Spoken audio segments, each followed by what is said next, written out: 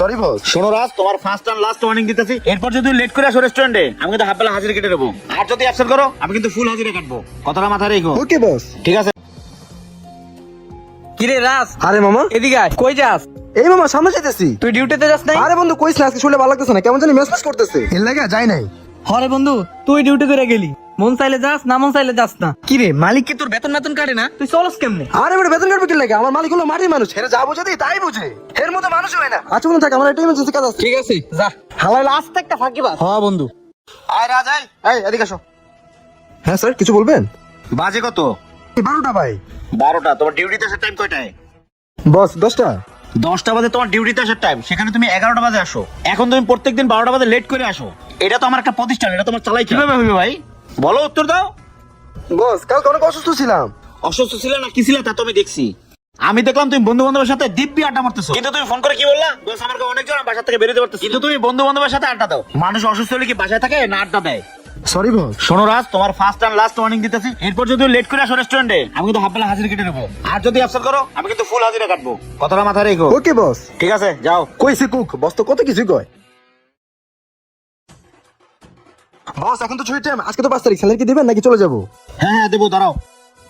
এই নাও, এখানে 12,000 টাকা আছে, নাও। 12,000 টাকা না বস, আমার স্যালারি তো 15,000 টাকা।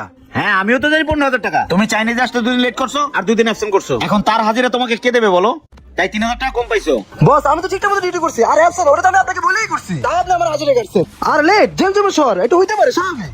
শোনো রাজ, আমি তোমাকে আগেই বলছি এটা তোমার ফার্স্ট এন্ড লাস্ট ওয়ার্নিং। তুমি লেট করতে পারবে না, অ্যাবসেন্ট করতে পারবে না। তাও তুমি লেট করছো, অ্যাবসেন্ট করছো, আমার কিছু করার নাই, এই জন্য আমি হাজিরা কেটে দিচ্ছি। না বস, এভাবে আপনার চাকরি করা সম্ভব না আমার।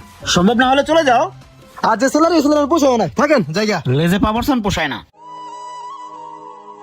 এই রাজ, দাদা কি রে, তোর মন মেজাজ খারাপ কে? আব্বা আমি চাকরি করবো না, চাকরিটা ছেড়ে দিছি। চাকরি ছাড়িয়ে দিছিস মানে? তো চাকরি করবি না করবি কি? তোর এক জায়গায় ডিউটিতে দিলে 1 মাস 1.5 মাস 2 মাসের বেশি ডিউটি করিস না, মনে না নাকি? আর তুই তো নবাবের বাচ্চা, মন চাইলে ডিউটিতে যাস নালে যাস না। তোর 10টায় ডিউটি, তুই 12টা একটা সময় যাস। তোর চাকরিতে রাখবি কিনা? তোর লিবাস দেখলি মনে হয় তুই জমিদারের পোলা।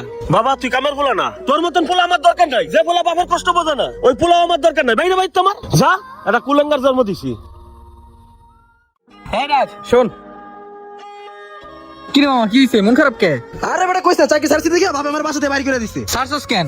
এই বেটা চাকরি ছাড়বো না, আমার যে বসছ না ওটা ওর মধ্যে খাইছটা মানুষই হয় না। ওই বেটা মানুষই না, ও মানুষ। অ্যাকশন করছে দেখে আমার ছেলেটা গাড়ি রেখে দিছে, কয়টা কোনো কাজ করলো, এর লাগা চাকরিটা ছেড়ে দিছি। তুই না গত মাসে কইলি বস একটা ভালো মানুষ, আর মতো মানুষ হয় না, হ্যাঁ একটা মাটির মানুষ। এখনই খারাপ হয়ে গেছে গা। ও দিতে পারলি ভালো, না দিতে পারলি খারাপ না?